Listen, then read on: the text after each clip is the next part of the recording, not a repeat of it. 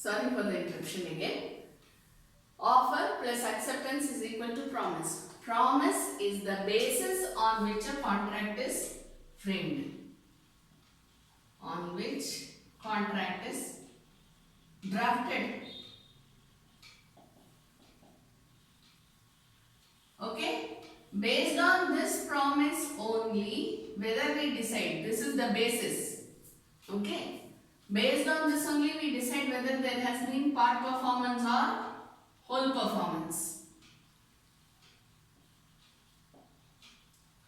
Based on this only we see whether it is voidable or not. Based on this only we see whether there has been a breach or not. Okay? So whenever we are seeing all these things, what do we base? When you as a judge are looking at a contract, what will you look at? You will look at the promise. What was promised? Whether it has been done, how much has been done, whether it needs to be done again, or as we go to the specific relief act, whether it can damages is sufficient or whether there should be specific performance. Am I right? Everything is given. Whether compensation is already there in the contract or not, already it is written down in the contract, or you have to give certain compensation, you have to decide the calculation and give the compensation. Everything you will get to know based on this promise. Okay, so this is just an indication for you so that you remember that. That's it. Okay, now we go to the next essential element, which is known as the consideration.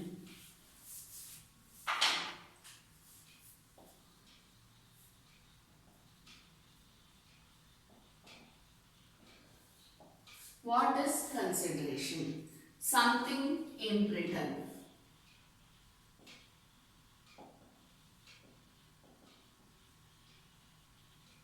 What is this something? Can anything be given in return for anything? No. What should be there? It should amount to a promise. Something should be given in return. If I am giving you this pen, we will take the same example since we have been taking up this example on and off. This pen, if I am going to give you this pen, that is the consideration that I as an offerer is giving to you. What's the consideration offerer is giving to offeree? Pen. What's the consideration that the offerer is giving to offeree? Offeree is giving to the offerer? Pen notice. Correct? So, it should be mutual. When we were looking at offer, what we said?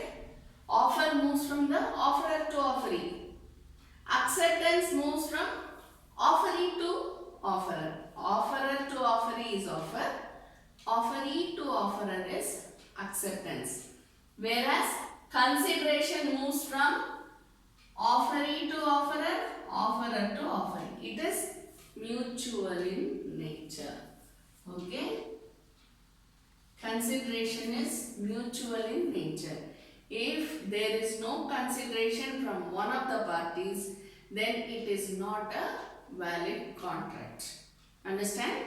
So, there should be a mutual something in return. Understand? So, in order to be a valid consideration, what is important? Number one, it should be mutual. What should be mutual? The consideration should move mutually. Consideration should move mutually. Understand? What's the next one? Something in return. There should be something in return. When I say this pen is 10 rupees, who is the first one to give the consideration? You. You will give me the money, then I will give you the pen. Otherwise, will I part with the pen? No. You have to give me the money. Some shopkeepers are good. Some sellers are good. They give the pen first and then they let you give the money. I am not talking about the practical criteria. What I am trying to say is both of them should have something in, they should give something in return. Okay? Third one. What should that something be? How should it be? How should that something be? It should be sufficient,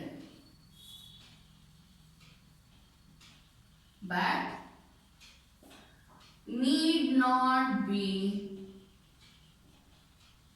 adequate. I am sure you have heard this. How should that something be? It should be sufficient but need not be adequate. Sufficient means what? How will you determine sufficiency?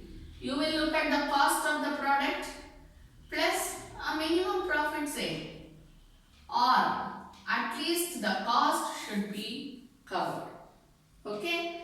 If it goes beyond the below the cost, then it is not valid consideration. If it is too much above the cost also, it is not necessary. It is not that it is not valid consideration, but it is not necessary. See, if I am going to buy a pen, I am telling you that this costs 10 rupees. Probably the cost for making this pen out of plastic, pouring ink in it, keeping the sponge over here, everything has cost me around 7 rupees. Probably, and 3 rupees I keep as a profit and say this is for 10 rupees. Suppose you are not ready to give me the 10 rupees. You say, no, the entire cost of it comes around 7. I am ready to give you 7. I say, okay, take the pen. Why?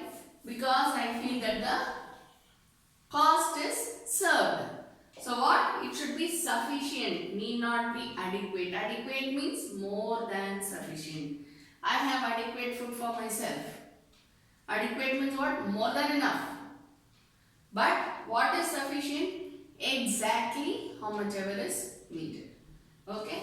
So same way, when you are saying there should be something in return, it should be sufficient but need not be adequate. This is valid consideration. For valid consideration, it should be mutual. There should be something in return. How should that something be returned? It should be sufficient and need not be adequate. When we say mutual over here, what are we meaning? Offerer and offering.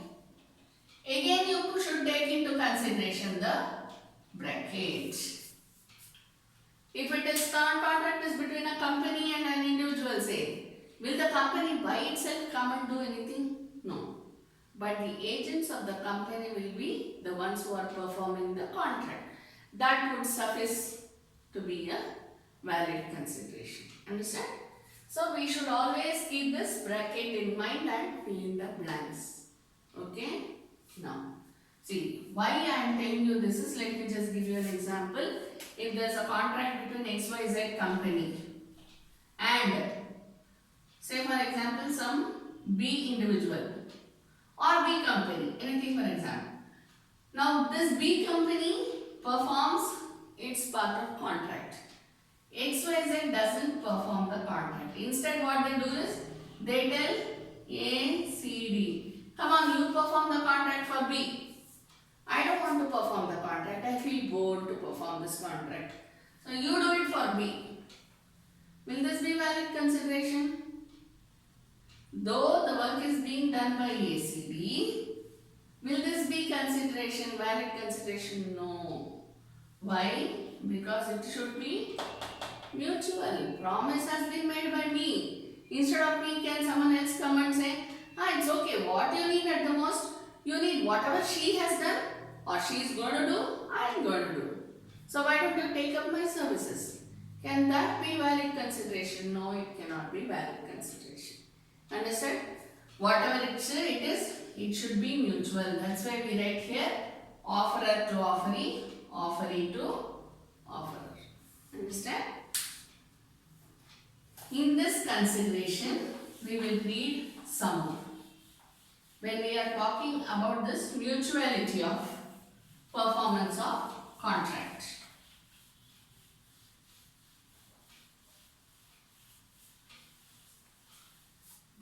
mutual performance of contract, mutual performance of the consideration. What does it lead to? It leads to doctrine of privity of contract.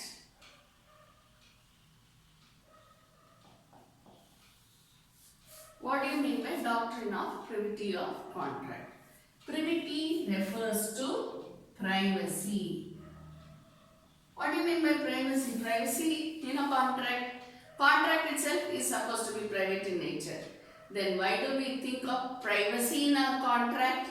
Why do we call a contract as being private in nature? Because it is only between offerer, offering. Clear? When we say consideration moves from offerer to offeree, offeree to offerer, it is mutual. Why do we say this? Because of doctrine of privity of contract. I gave you the example. X, Y, Z and B. ABC performs the contract, then it is not deemed to be valid consideration because it is supposed to be mutual. Now, who are all the people who can get over this privacy and then come? Can the third parties perform the contract? Third parties are supposed to be strangers to the contract. Can strangers get into the contract? Actually speaking, it's a strict no. Strangers cannot get into a contract which has been entered into between two other parties. Can third parties do? No. But there are always exceptions. What are the exceptions? Exceptions where third parties can perform the contract. Number one, in case of trust, we have already done this. Anyway, I will tell you once more. In case of trust, in case of statutory bodies,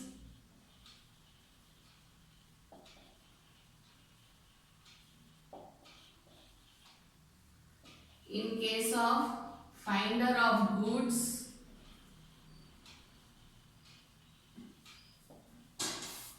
in case of goods which have been wrongly delivered to another person.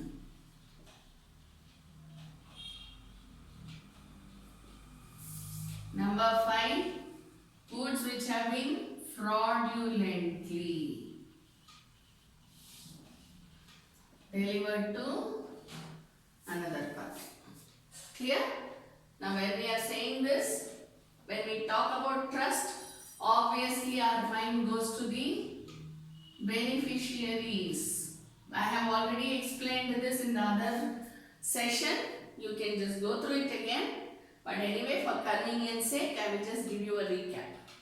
Even though beneficiaries are not part of the consideration. Am I right? Here we say something in return.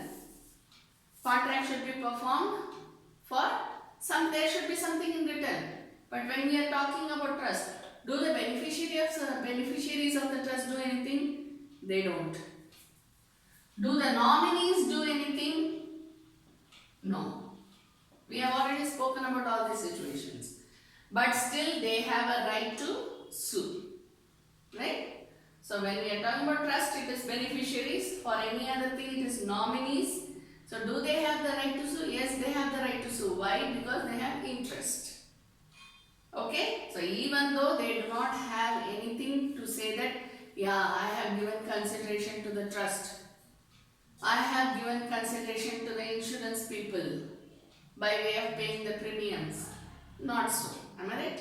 So any nominees or beneficiaries, they are third parties to the contract. But still they have a right to sue in the absence of consideration because they come under the exceptions to the doctrine of privity of contract.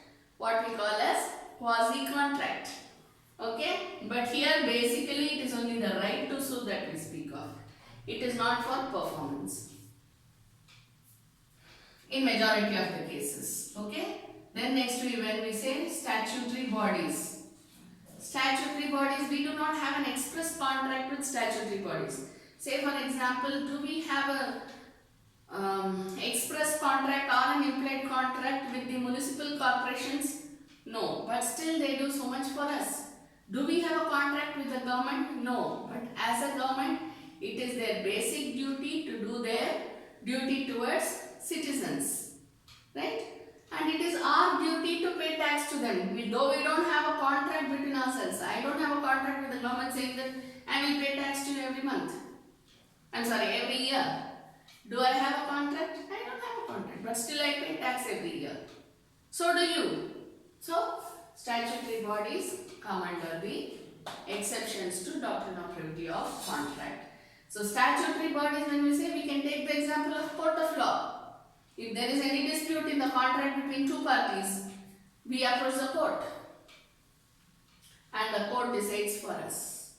Okay? So, even though the court is not part of the contract, it gets involved in the contract in some way. Why? Because of the exceptions to doctrine of privity of contract. Then we go to finder of goods. I have already told. Finder of goods, the one who finds the goods which has been abandoned or which has been left. No idea whose it is, what it is, but still it is the duty of the finder of goods to return the goods either to one party or the other of the contract, or at least to inform the statutory authority, that is the police station. Okay? Then finder of goods we will come to a little later when we are looking at performance. Again we will come to finder of goods. Okay, then we will look at the performance of the finder of goods, what award he can get, when he can get the award. All that we will do when we are doing the performance part. Goods wrongly delivered to another party. Note the term wrongly delivered. You watch movies. What happens? More often than not, what do they show? The number 6 in the movie turns and it becomes door number 9. This is the most common thing which they show in TV. Right? I mean in movies. So that is wrongly delivered to another party. So when goods are wrongly delivered to another party, it is the same situation as finder of goods. They have to return the goods to the either party to the contract. Okay? Then next we go to goods fraudulently delivered. Underline the word again because fraud is intentional. Wrong is unintentional. Here we say fraudulently delivered. In that case, the person to whom it has been fraudulently delivered, the party shall be liable not only to return the goods but also make good the loss which has been incurred between the parties to the contract. Okay? So remember so much. Next we will go on to the other topics as well. Okay? Thank you.